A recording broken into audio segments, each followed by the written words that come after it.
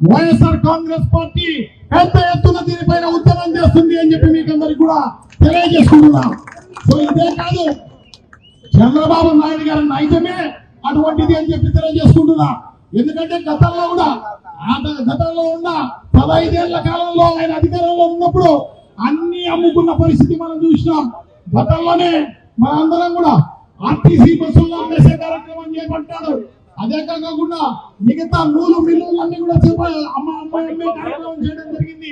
Sugar ఫ్యాక్టరీలన్నీ అమ్మేసే కార్యక్రమం చేయడం జరిగింది. అలాగే పాల ఫ్యాక్టరీలన్నీ కూడా అమ్మిన పరిస్థితి మనందరికీ కూడా తెలిసిన విషయం అని చెప్పి తెలియజేసుకుంటున్నా. సో ఈ రకంగా అన్ని అమ్మేసిన చంద్రబాబు నాయుడు ఇప్పుడు తెలుగుదేశం పార్టీ అధికారంలోకి రాగానే ఇవన్నీ కూడా అమ్మేసే కార్యక్రమం చేస్తున్న పరిస్థితి అని చెప్పి తెలియజేసుకుంటున్నా. అదే కాకుండా రాష్ట్రంలో దాదాపు 2,65,000 కోట్ల రూపాయలు అప్పు తీసుకొచ్చి ఆ అప్పులన్నీ కూడా ఎవరికి కూడా ఒక్క సంక్షేమ కార్యక్రమానికి కానీ ఒక్క అభివృద్ధి కార్యక్రమానికి కానీ ఉపయోగించకుండా వచ్చి లంచాలకు కమిషన్ల కోసమే ఆ డబ్బులన్నీ కూడా ఉపయోగించిన పరిస్థితి మనకందరికి కూడా తెలిసిన విషయమే. సో ఇదే కాకుండా ఈ రాష్ట్రంలో మెడికల్ కాలేజీలే కాదు, మిగతా టూరిజం హోటళ్లు దాదాపు 42 హోటళ్లు అమ్మిన పరిస్థితి మనందరికి కూడా తెలిసిన విషయమే.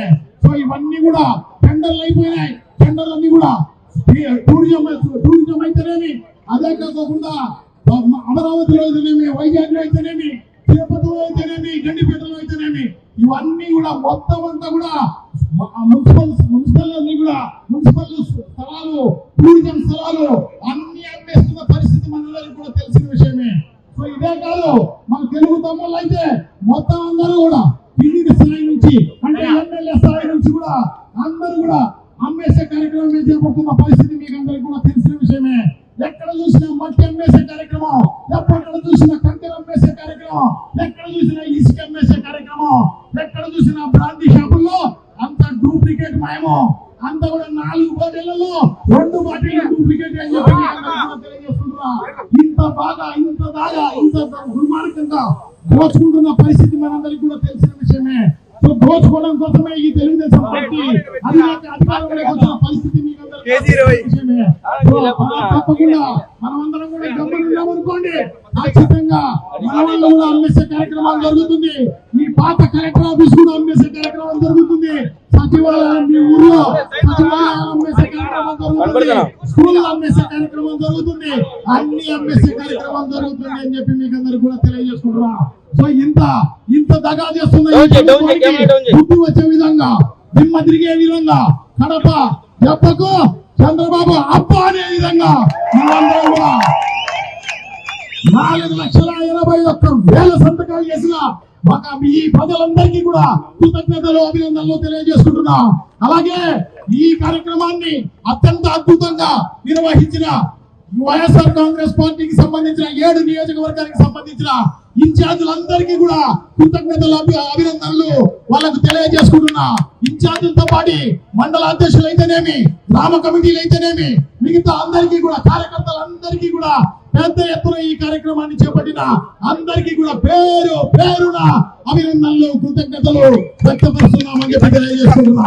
సో డెఫినెట్ గా మనం అందరం కూడా ఇంత పెద్ద ఎత్తున ప్రజా ఉద్యమం పెద్ద ఎత్తున చేపట్టిన మీకు అందరికీ కూడా అభినందనలు తెలియజేసుకుంటూ ఈ కార్యక్రమాన్ని మనం సెంట్రల్ ఆఫీస్ కు ఈ సంతకాలు చేసిన మన ఈ జిల్లా వాసుల సంతకాలన్నీ కూడా మనం సాగరంపేదానికి ఇంత పెద్ద ఎత్తున వేలాది మంది తరలి రావడం మీకు అందరికీ కూడా అభినందనలు, కృతజ్ఞతలు పెద్ద ఎత్తున తెలియజేసుకుంటున్నానని చెప్పి మీకు అందరికీ కూడా తెలియజేసుకుంటున్నా. సో తప్పకుండా ఇంత పెద్ద ఎత్తున సక్సెస్ చేసినందుకు మీకు అందరికీ అభినందనలు తెలియజేసుకుంటూ ఇప్పుడు అంజూర్ భాషా గారిని మాట్లాడవలసిందిగా కోరుతున్నా.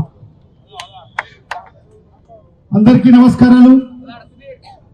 మరి ఇవాళ ఈ 1 కోటి సంతకాల ప్రతులను సెంట్రల్ ఆఫీస్ కు పంపించడానికి విచ్చేసిన జిల్లా నలుమూల నుంచి వచ్చేసిన వైఎస్ఆర్ కాంగ్రెస్ పార్టీ కుటుంబ సభ్యులకు అందరికి కూడా పేరున నా హృదయపూర్వక ధన్యవాదాలు తెలియజేసుకుంటున్నాను. సోదరులారా, మరి ఇవాళ మీరందరూ చూస్తున్నారు, ఈ కూటమి ప్రభుత్వం అధికారంలోకి వచ్చి 18 మాసాలు పూర్తి చేసుకోవడం జరిగింది.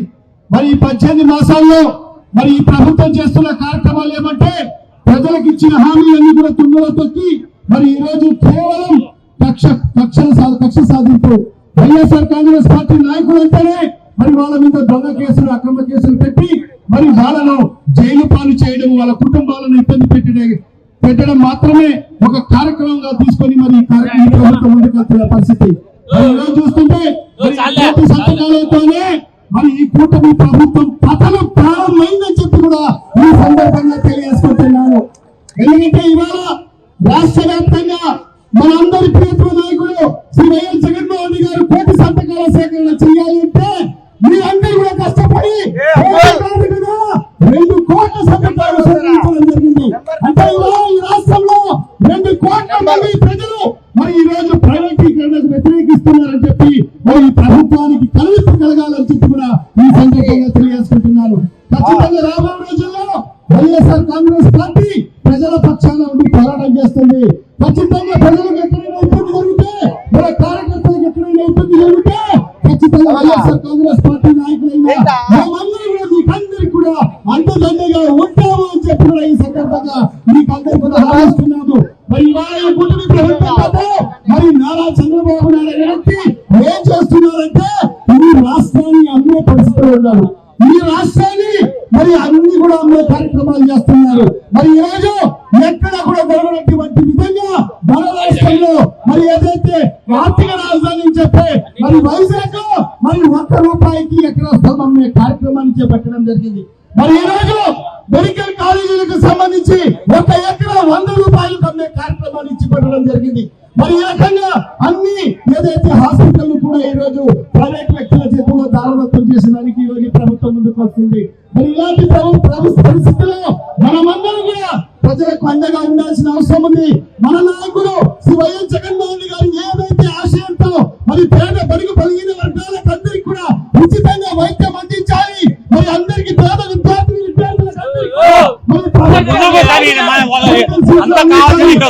వైద్యం అందించాలని ఒక గొప్ప ఆశయంతో ప్రారంభించారో మరి ఆయన ఆశయాలకు అనుగుణంగానే మనమందరూ పనిచేయాల్సిన అవసరం అవసరమైందని చెప్పి ఈ సందర్భంగా తెలియజేసుకుంటూ మరి ఏదైతే ఈ ప్రభుత్వం ఇప్పటికీ కానీ కనువిప్పు కలగకపోతే ఖచ్చితంగా వైఎస్ఆర్ కాంగ్రెస్ పార్టీ మా నాయకుడు శ్రీ వైఎస్ జగన్మోహన్ రెడ్డి గారి సారథ్యంలో ఇంకా పెద్ద ఎత్తున ఉద్యమం చేసేదానికి మేమందరం కూడా సిద్ధంగా ఉన్నామని చెప్పి కూడా ఈ సందర్భంగా తెలియజేసుకుంటున్నాం. ఈ ఉద్యమంలో మీరందరూ సిద్ధమా?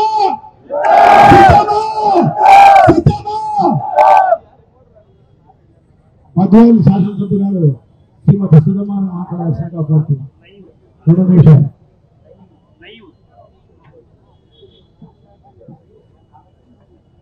అందరికీ నమస్కారం. ఈనాడు రాష్ట్రంలో ఏదైతే జగన్మోహన్ రెడ్డి సార్ పేదల పక్షపాతిగా పేరు తెచ్చుకొని పేదల కోసం ఉచితమైన విద్యను, అదే పేద ప్రజలు ఆ వైద్య విద్యను అభ్యసించడం కోసం 17 మెడికల్ కాలేజీలు తీసుకొచ్చి అందులో 7 మెడికల్ కాలేజీలు పూర్తి చేసి మిగతా 10 కూడా పాక్షికంగా నిర్మాణ దశలో ఉన్నప్పుడు ఈ కూటమి ప్రభుత్వం అధికారంలోకి వచ్చి వాటిని గవర్నమెంట్ టేకప్ చేసి నిర్వహించకుండా ప్రైవేట్ వ్యక్తులకు పీపీపీ విధానంలో ఇవ్వడాన్ని వైఎస్ఆర్సీపీ పార్టీ మా అధినాయకుడు ఆదేశాల మేరకు మేమంతా కూడా తీవ్రంగా వ్యతిరేకిస్తూ ఆ వ్యతిరేకతను తెలియపరచడానికి కోటి సంతకాల సేకరణలో భాగంగా ఈరోజు 4,21,000 సంతకాలు కడప జిల్లాలోని అన్ని నియోజకవర్గాల్లో సేకరించి గవర్నర్ గారికి పంపించి ఈ కార్యక్రమానికి ఇక్కడ చేసిన మీ అందరికీ కూడా పేరు పేరు నమస్కారం తెలుపుతున్నాం. ఈ మెడికల్ కాలేజీలు ఏవైతే జగనన్న కాలంలో తీసుకొచ్చిన వాటికి భూమి మనది, ఆ కఠిన డబ్బులు మనవి, ఆ ఇన్ఫ్రాస్ట్రక్చర్ మనవి. ఈ రోజు ప్రైవేట్ వ్యక్తులకు చక్కనిచ్చే ఈ ప్రభుత్వం తీసుకున్న ఈ నిర్ణయాన్ని మనమంతా కూడా వ్యతిరేకించాలి. ఈ విషయం ప్రజల్లోకి తీవ్రంగా తీసుకెళ్ళాలి. రాబోయే రోజుల్లో కూడా ఈ ప్రభుత్వం తీసుకునే అన్ని నిర్ణయాలు కూడా ఈరోజు రైతులను విస్మరించింది, విద్యార్థులను విస్మరించింది, ఆరోగ్యశ్రీని విస్మరించింది. ఇలా ప్రతి విషయంలో కూడా ప్రజా వ్యతిరేక నిర్ణయాలు తీసుకుంటున్న ఈ ప్రభుత్వాన్ని ఖచ్చితంగా కూడా రాబోయే రోజుల్లో గుర్తు పెట్టాలని, అదేవిధంగా మనమంతా కూడా సంఘటితంగా పనిచేయాలని ఇక్కడికి వచ్చిన మీ అందరూ కూడా పేరు పేరున ధన్యవాదాలు తెలుపుకుంటూ నిలదీస్తున్నాం. జై జగన్.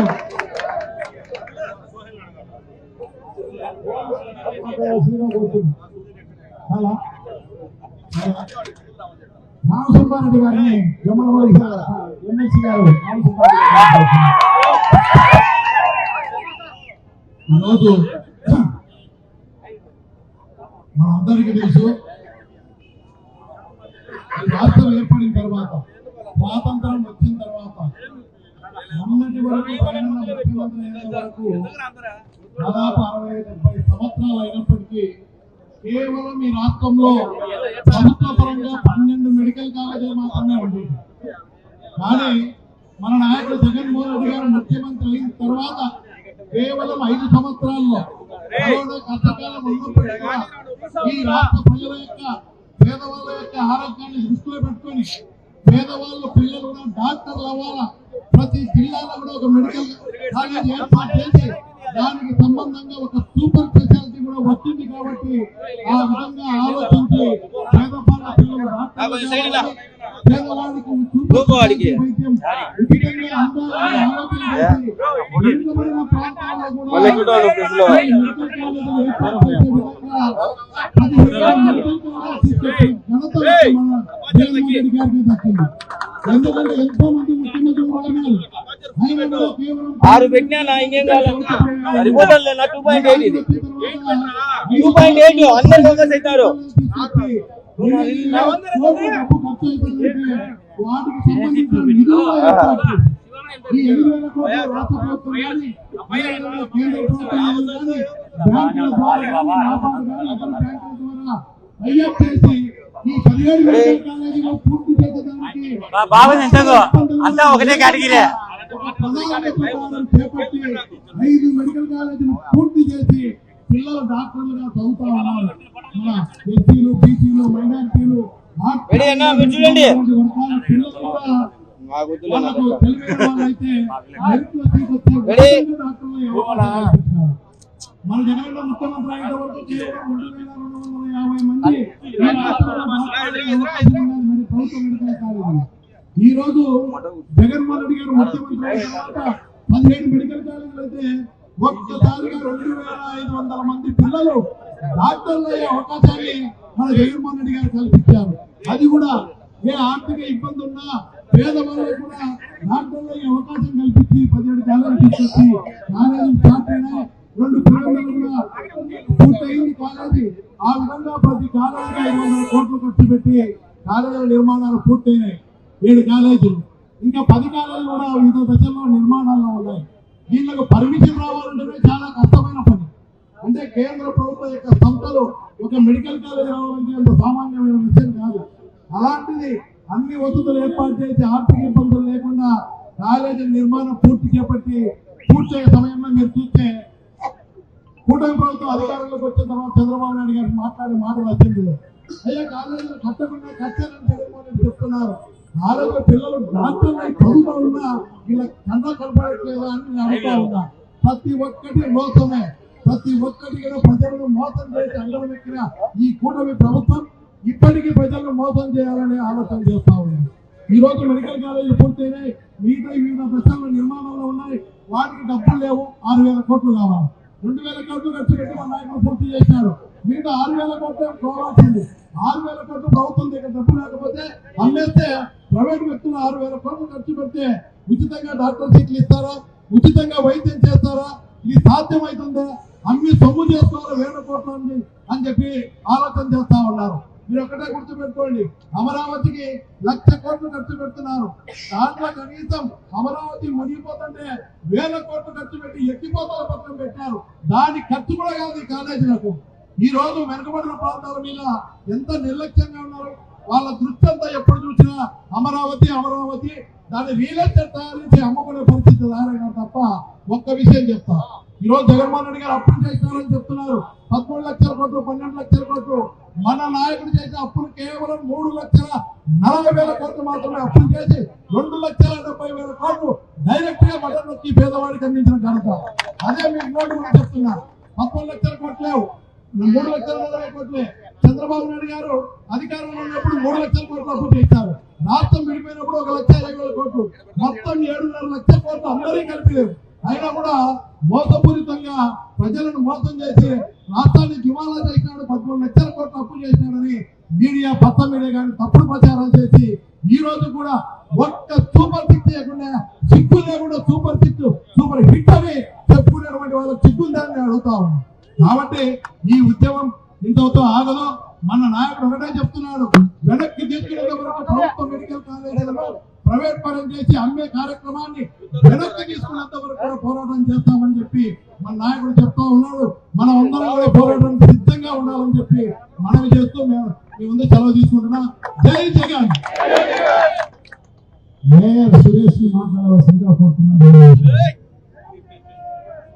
ఈ రోజు కోటి సంతకాల సేకరణలో భాగంగా జిల్లా నుంచి కేంద్ర కార్యాలయానికి ఈ సంతకాలు కడప జిల్లా నుంచి 4 లక్షల పైచులకు సంతకాలు ఏర్పాటు చేసిన ఈ కార్యక్రమంలో విచ్చేసినటువంటి వైఎస్ఆర్ కాంగ్రెస్ పార్టీ అత్యంత మహారాజులకు అలాగే ఇక్కడ విచ్చేసిన వైఎస్ఆర్ కుటుంబ సభ్యులందరికీ కూడా నా హృదయపూర్వక నమస్కారాలు తెలియజేస్తున్నాను.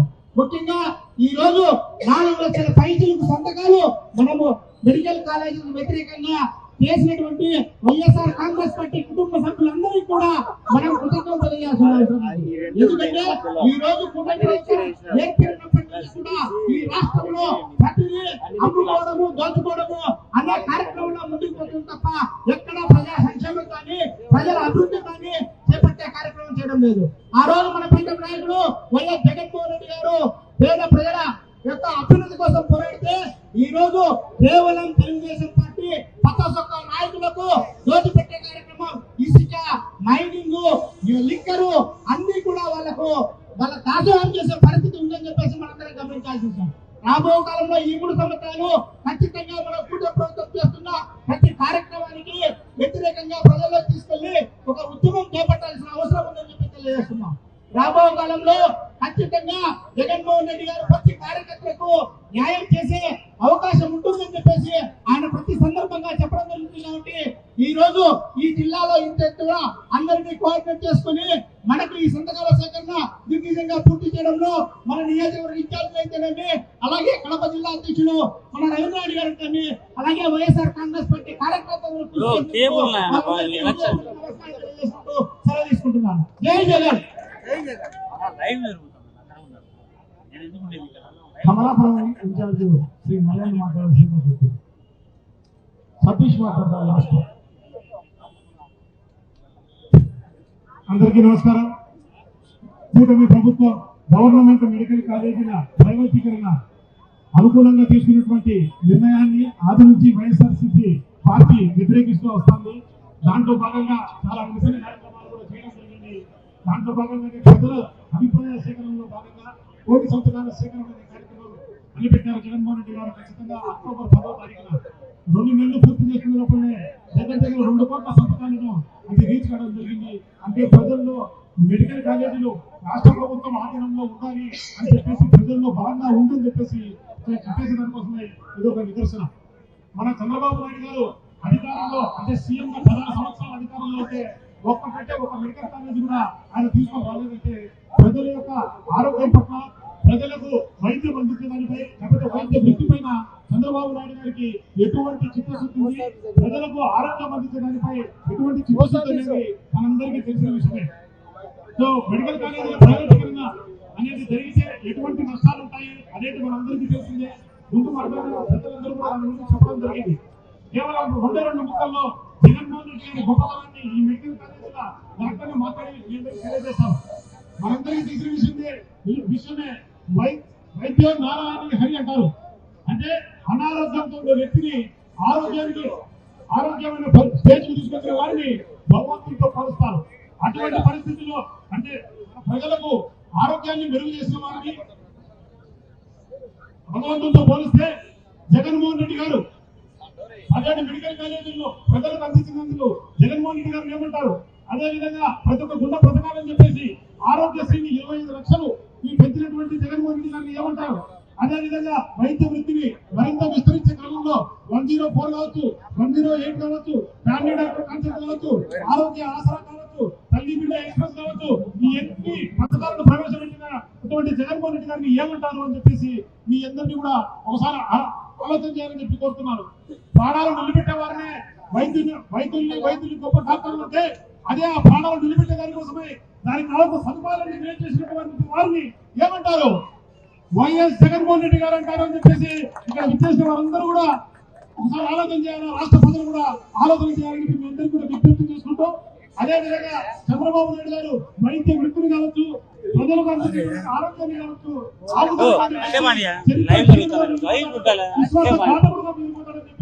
కోరుకుంటూ రాబోయే ఎలక్షన్స్ లో ఒక విశ్వాస పాత్రుడికి ఒక విశ్వాస ఘాతకుడి మధ్య ఎలక్షన్ జరుగుతున్నాయని చెప్పేసి ఆంధ్ర రాష్ట్ర ప్రజలందరూ కూడా గమనించాలని చెప్పి కోరుకుంటూ తప్పకుండా మన కమలాపురం నియోజకవర్గం నుంచి 60,000 పైకి సంతకాలకు సహకరించినటువంటి లీడర్లు కావచ్చు, కార్యకర్తలు కావచ్చు, తర్వాత కార్యక్రమంలో పాల్గొన్నటువంటి ప్రతి ఒక్క నాయకుడికి కావచ్చు, ప్రతి ఒక్కరికి కూడా పేరు పేరున హృదయపూర్వక ధన్యవాదాలు, నమస్కారాలు. ఖచ్చితంగా మీ అందరి రుణము తీర్చుకునే రోజు సరైన సమయం కోసం వేచి చూస్తున్నాం. ఖచ్చితంగా మీ అందరి రుణాన్ని తీర్చుకునే రోజు తొందరలో అవుతుంది అని తెలియజేసుకుంటూ కార్యక్రమంలో పాల్గొన్న అందరికీ కూడా ఇచ్చేసిన వైఎస్ఆర్ కుటుంబ సభ్యులు ప్రతి ఒక్కరికి హృదయపూర్వక నమస్కారం, సాదర స్వాగతం. ముఖ్యంగా మనందరము గమనించాల్సింది మన నాయకుడు కేవలం ప్రజలకు మేలు చేయాలని ఒక మంచి ఉద్దేశంతో ఈ కోటి కడప జిల్లాలో ప్రతి ఒక్క ఇన్ఛార్జీలకు, జిల్లా అధ్యక్షులు, ఎంపీ గారికి అందరికీ హృదయపూర్వక అభినందనలు తెలియజేస్తున్నాం. అదే పద్ధతిలో రాబోయే కాలంలో భవిష్యత్తులో మనందరము సంఘటితమై ఈ ప్రైవేట్ కాలేజీలు ప్రైవేట్ పరం చేసే ఒక కార్యక్రమాన్ని మనం ఒక ఉద్యమంగా చేసి పోరాటం చేసి ప్రజల్లో ఈ కార్యక్రమాన్ని ఆపాలనేది మన అందరి బాధ్యత. ఈ బాధ్యత మనం ప్రతి ఒక్కరూ తీసుకొని మీరు ముందు నడిపిస్తే మీ అందరి తోడుగా మేము ఉంటామని తెలియజేస్తూ ఈ రోజు కార్యక్రమం విజయవంతం చేసిన ప్రతి ఒక్కరికి హృదయపూర్వక నమస్కారాలు తెలియజేస్తూ సెలవు తీసుకుంటున్నాను. జై హింద్, జై జగన్. వైఎస్ఆర్ కాంగ్రెస్ పార్టీ రాష్ట్ర central executive committee member Shri Mallikarjuna Reddy గారిని మాట్లాడవలసిందిగా కోరుతున్నా.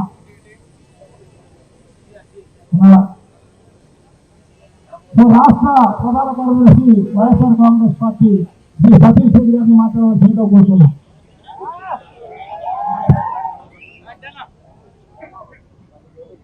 కడప నడిపొట్టున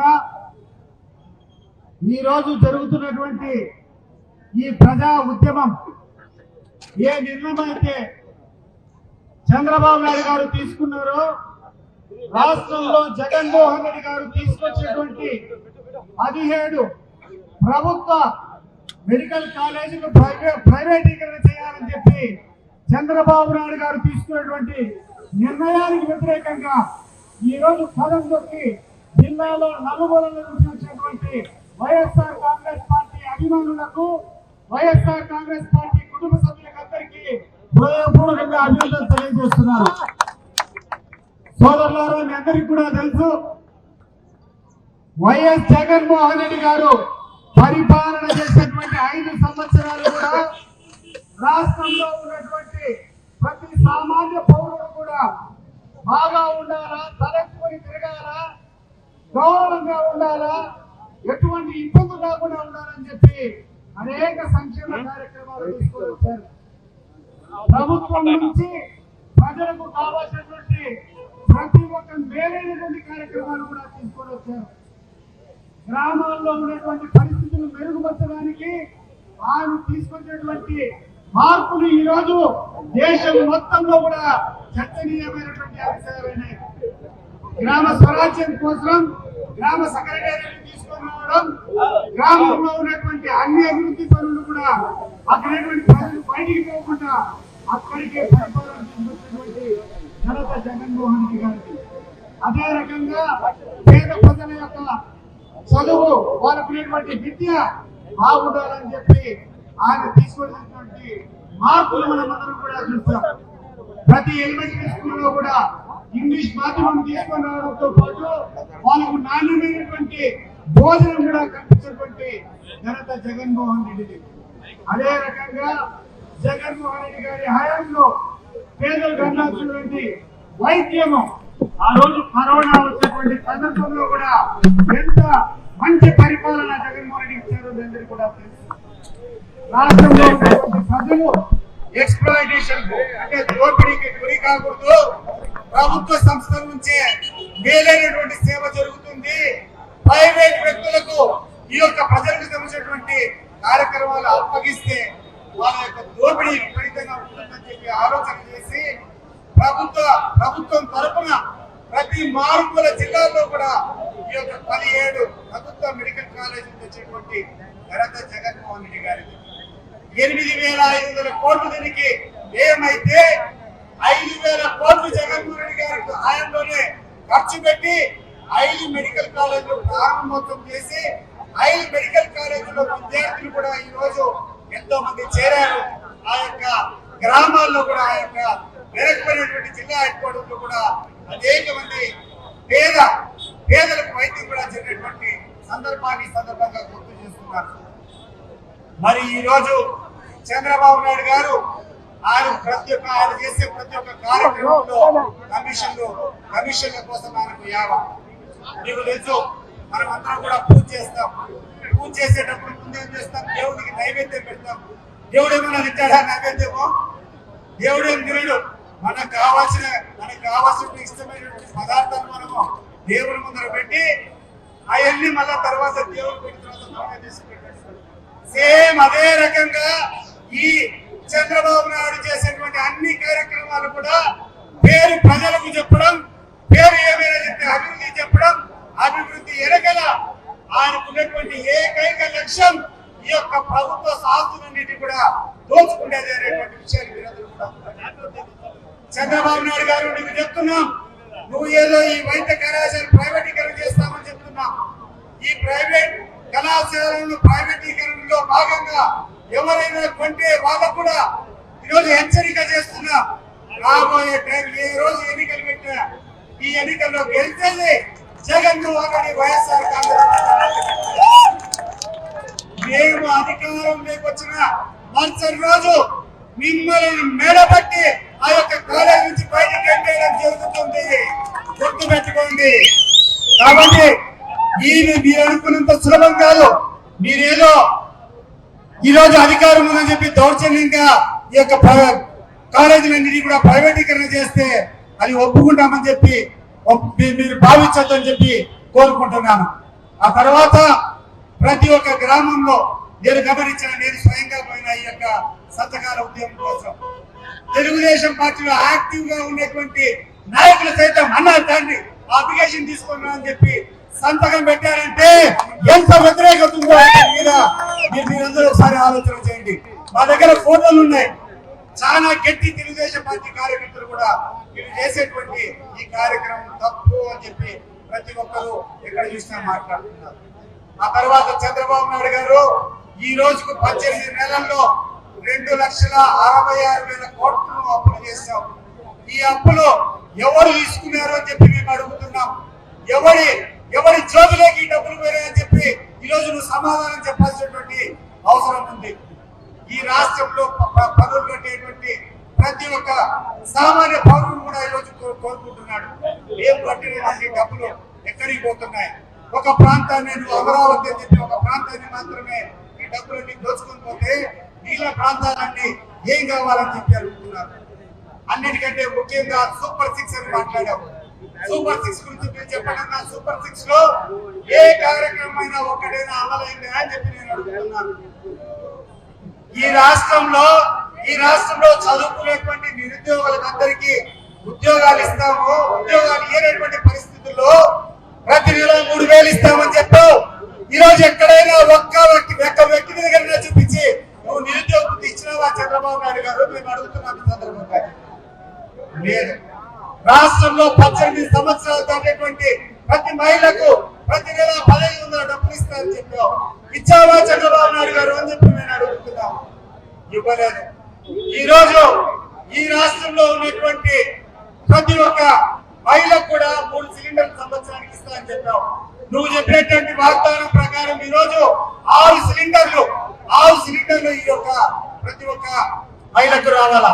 ఎక్కడైనా సోదరులారా మీ ఊళ్ళలో ఎవరికైనా 2వ సిలిండర్ వచ్చిందే? 2వ సిలిండర్ ఎవరికైనా వచ్చిందే? చంద్రబాబు నాయుడు రండి, మీరు ఏ గ్రామానికైనా పోయి అడుగుతాం. 2వ సిలిండర్ రాలే. నువ్వు గొప్పలు చెప్పుకునేదంతా ఏంటంటే మేము చెప్పినటువంటి అమ్మఒడిని 1 సంవత్సరం ఎగరగొట్టి 2వ సంవత్సరం ఇచ్చేది గొప్పతనమా అని చెప్పి అడుగుతున్నాను. చంద్రబాబు నాయుడు అడుగుతున్నా. మేము అధికారం లేకుంటే 2024 సంవత్సరంలో కూడా ప్రతి ఒక్కరికి అమ్మఒడి వచ్చేది. కానీ నువ్వు నీ యొక్క చేతగాని ప్రభుత్వం వల్ల ఈ రోజు 1 సంవత్సరం ఈ యొక్క అమ్మఒడి కోల్పోయింది. వాస్తవం కాదా అని చెప్పి అడుగుతున్నారు. ఈ రోజు దారిలో వస్తా అంటే బస్సుల్లో ఇంకిరిచి ఒక 50 మంది పోవాల్సినటువంటి బస్సులో 100 మందికి 150 మందిని దొక్కినారంటే నేను అడుగుతున్నా చంద్రబాబు నాయుడు గారు, ఉచిత బస్సు అని చెప్పి నువ్వు ప్రమాణం చేసినప్పుడు ఆ ఉచితంగా వచ్చేటువంటి అధిక ప్యాసింజర్లకు అధికంగా ఒక్క బస్సు అయినా నువ్వు ప్రవేశపెట్టావా చంద్రబాబు నాయుడు గారు చెప్పారు. లేదు, ఇన్ని రోజుల నుంచి ఉచితంగా దొరుకుతున్నటువంటి ఈ రవాణా సంస్థ మన మల్లికార్జున రెడ్డి ఉన్నాడు చైర్మన్ గా, వీళ్ళకి రావాల్సినటువంటి ఛార్జీలు తిరిగి కట్టాలి కదా ఆ యొక్క సంస్థకు, ఆ ఆర్టీసీకి డబ్బు కట్టాలి కదా. చంద్రబాబు నాయుడు గారు, నువ్వు ఒక్క రూపాయి అయినా ఈ రోజు ఈ ఆర్టీసీకి డబ్బులు కట్టావా చంద్రబాబు నాయుడు గారు అని చెప్పి లేదు. రైతుల యొక్క పరిస్థితి చూస్తే గోలాడుకుంటున్నారు. ఎక్కడ పోయినా కూడా ఏ పంట పండించినా కూడా అమ్మాలంటే కొనేటువంటి నాదుడే లేదు. అరటికాయ రైతులు చూస్తాం, మామిడి పంట రైతులు చూస్తాం, టమాటా రైతులు చూస్తాం, పులి రైతులు చూస్తాం. ఆఖరికి మనం పండించేటువంటి ధాన్యం ఈ యొక్క వడ్లను కూడా కొనేటువంటి అవసరం లేదు. జగన్మోహన్ రెడ్డి గారి హయాంలో ఆ రోజు 1700-1800 రూపాయలు ఒక ధాన్యం కూడా అమ్ముతూ ఉంటే ఈ రోజు 1100 రూపాయలు కూడా కొనేటువంటి పరిస్థితి లేవనేది గుర్తుపెట్టుకో. ఇంత దౌర్భాగ్యంగా ఈ రోజులు రైతులందరూ అనుభవిస్తా ఉంటే రైతులకు 20,000 రూపాయలు ప్రతి సంవత్సరం ఇస్తానని చెప్పి చంద్రబాబు నాయుడు గారు, ఈ రోజు నువ్వు అధికారం వచ్చి 18 నెలల కాలంలో ప్రతి రైతుకు నువ్వు ఇవ్వాల్సినటువంటిది 30,000 రూపాయలు. రైతు సోదరులు మీరు చెప్పండి, ఎవరికైనా నీకు 30,000 రూపాయలు వచ్చిందా? రాలా. కాబట్టి నువ్వు చెప్పేటువంటి సూపర్ 6 సూపర్ ఫ్లాప్ అయిపోయినాయి. ప్రభుత్వ సొమ్ములన్నీ, ప్రభుత్వ ఆస్తులన్నింటినీ కూడా నువ్వు తాకట్టు పెడుతున్నావు, అమ్ముతున్నావు. ఈ కమిషన్ల కోసం కక్కుర్తిపడి ఈ రాష్ట్రాన్ని సర్వనాశనం చేస్తున్నావు. నువ్వు చేసేటువంటి ఈ కార్యక్రమాలకు చూస్తూ ఊరుకునేటువంటి పరిస్థితుల్లో వైఎస్ఆర్ కాంగ్రెస్ పార్టీ గాని వైఎస్ఆర్ కాంగ్రెస్ పార్టీ నాయకుడు జగన్మోహన్ రెడ్డి గారు ఉండరు అని చెప్పి ఈ సందర్భంగా మీకు చెప్తూ, ఈ యొక్క జగన్నాథ రథ చక్రాలు ఈ రాష్ట్రంలో నలుమూలలా నడుస్తాయి.